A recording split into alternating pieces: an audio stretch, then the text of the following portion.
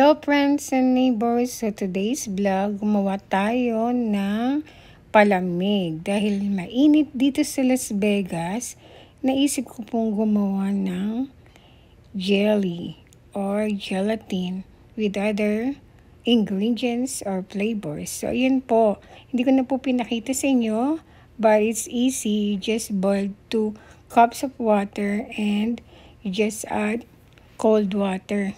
So, ilalagay nyo lang siya sa fridge at magiging jello na siya. So, ayan mga marites. Meron po tayong condensed milk, carnation, and evaporated milk. At meron din po tayong corn in can. Nilagay ko na po siya sa fridge at yan po ang nangyari. Kaya naman, saan ka pa, di ba? So, dahil nga mainit sa Las Vegas, hindi na po ako mag-order. Kaya ako na lang po ang gumawa ng sarili kong palamig. Madali lang siya. Pag samasamahin nyo lang lahat ng ingredients. Ayan, ilagay nyo na po yung evaporated milk.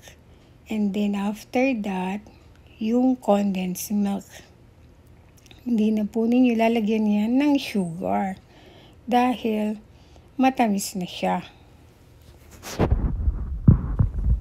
So, ayan na po. Talaga pong napakasarap po niyan. Inilahat ko na po lahat ang condensed milk para hindi siya matipid.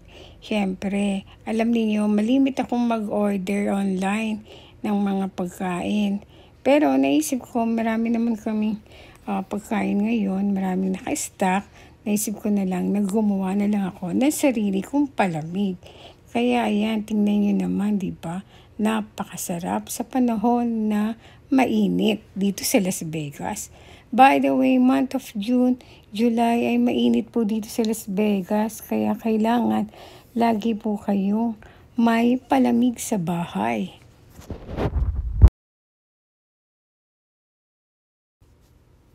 O ayan, so isunod naman natin ang condensed milk. Talaga naman po napakamalinamnam po niyan dahil hindi tinipid.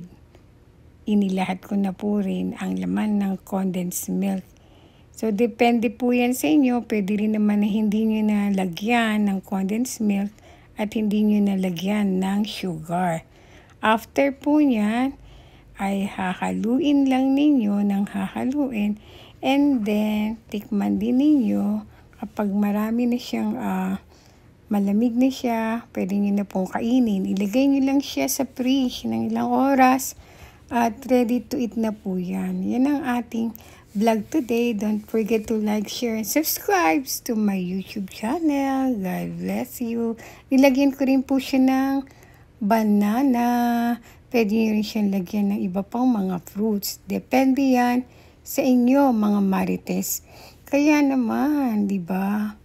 Let's eat. Bye. God bless you.